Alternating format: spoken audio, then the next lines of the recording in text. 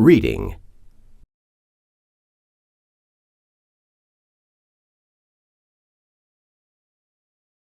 Listen and practice. In 1859, a Swiss man named Henry Dunant went to Italy. He went there on business. There was a war in the town of Solferino. Dunant saw the war and he was shocked. There were thousands of wounded men.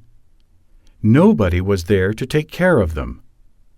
Dunant asked the people in the town to help the wounded men. Later, he wrote a book called A Memory of Solferino. He had a good idea to help people in wars. He wanted every country to have volunteers. The volunteers take care of the wounded people in wars.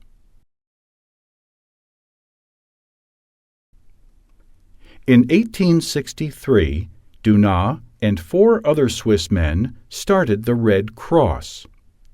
A year later, 12 countries signed a paper in Geneva, Switzerland.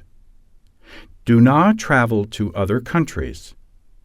He wanted to make the Red Cross bigger and better all over the world. By now, Dunant was famous, but his own business had problems. His business had no money. Some people in Geneva were angry because they lost money too. Dunant resigned from the Red Cross. Now he had no money and no home.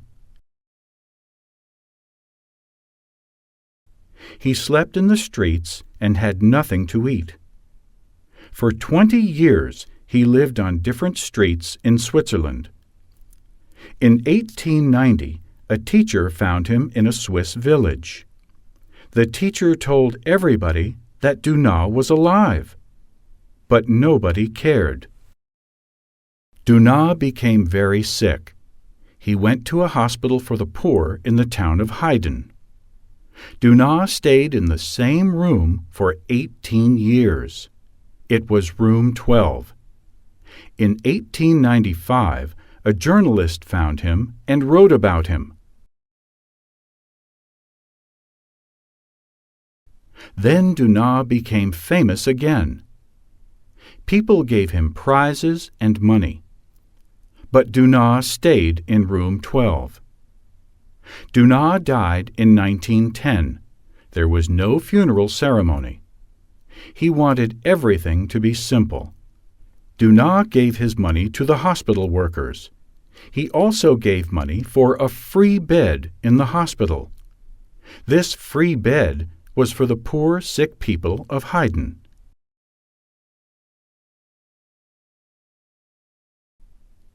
The symbol of the Red Cross is a red cross on a white flag. It is the reverse of the flag of Switzerland. Muslim countries have a red crescent. A crescent looks like a half moon.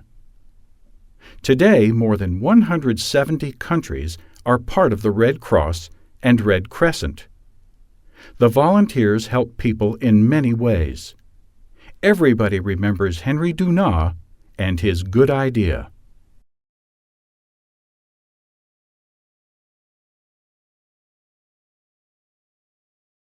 Listen and practice. My family traveled to Amsterdam to celebrate the Queen's birthday. My favorite part of Queen's Day is the orange craze. To honor the Dutch royal family, the House of Orange, we all wore the fun, bright colors. I had pretty orange ribbons tied in my hair. They fluttered in the breeze and tickled my face. At one of the stands, Dad bought each of us a Dutch flag to wave around during the parade.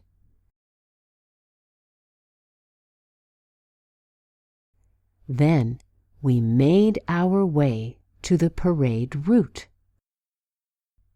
Look, Dad, it's the Queen. Mom told me that Queen's Day is meant to be a national day of togetherness. Here on Dad's shoulders, I could see it. People were holding hands, talking and laughing. They were showing their love for their Queen and their country. I waved my flag as high as my arm could reach and became a part of it all.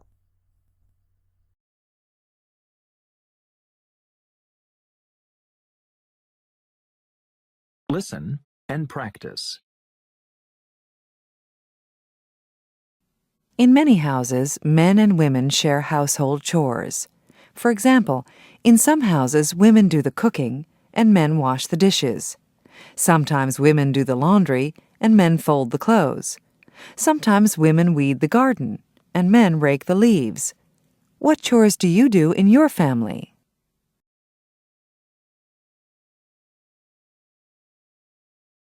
Listen and practice. My mornings are very busy. I'm a working mother with a 1-year-old baby. His name is Ricky. He wakes up at 6:30. He's usually wet, so as soon as he wakes up, I change his diaper. Of course, he's hungry, so I give him a bottle. Then I put him in his high chair and I feed him breakfast. After breakfast, I put Ricky in his playpen and he plays with his toys. While he plays, I pack his bag for the daycare center. He needs diapers, 4 bottles with formula, baby food, and, of course, his pacifier. I don't pack baby wipes, lotion, or powder because the daycare center has them.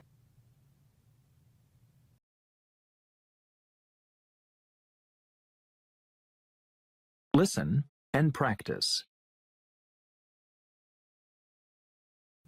I leave my apartment at 7:30. I'm always late, so I run to the bus stop. I get on the bus at 14th Street. The bus is always crowded in the morning, so I have to stand. I get off the bus at 53rd Street. I cross the street and enter the building. I go up the stairs to the 3rd floor. I go into my classroom. I sit down and take out my books.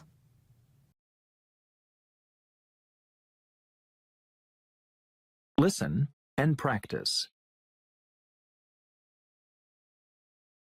I've had a busy day.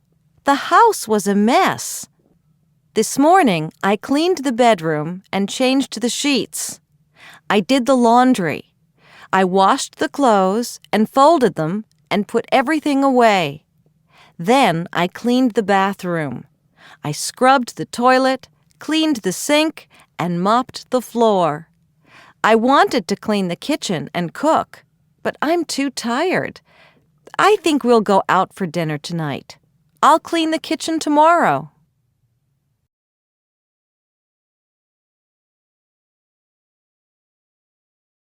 Listen and practice. I had a lot of plans for today. This morning, I paid the bills. I emptied the waste baskets in the house and took out the trash. I wanted to wash the car and mow the lawn, but I couldn't because it was raining. So, I watched a soccer game on TV.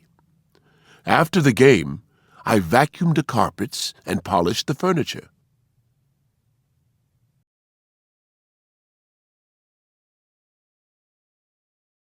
Listen and practice. When the Internet first started, only a handful of countries had full access to the World Wide Web. Some others had only email access, and many places had no access at all. But the popularity of the Internet grew quickly. In the early years, the mid-1990s, there were 16 million Internet users in the world. Today, Researchers say the number of users worldwide is over 1 billion people. And people all over the world continue to join the Internet community, logging on to surf the net at home, work, school, or in Internet cafes. In the future, experts say the number of users around the world will continue to grow.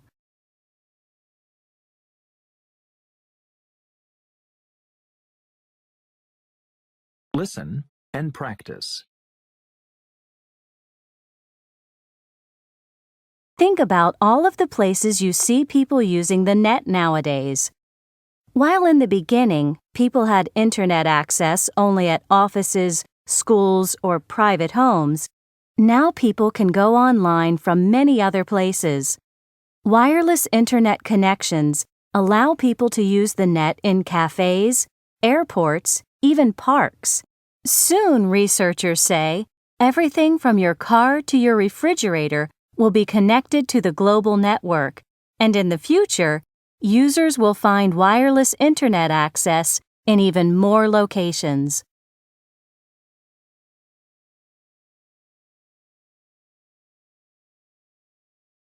Listen and practice. The way people use the Internet and what they use it for has changed too. In the beginning, the net was used mainly to sell products and services and to do academic research. Today's Internet users can do almost anything online: take classes, make airline reservations, buy and sell used goods, or play video games with a stranger in another country. Some say in the future, the computer will become an essential item in people's homes, taking the place of the TV, stereo, and telephone. What do you think the future holds?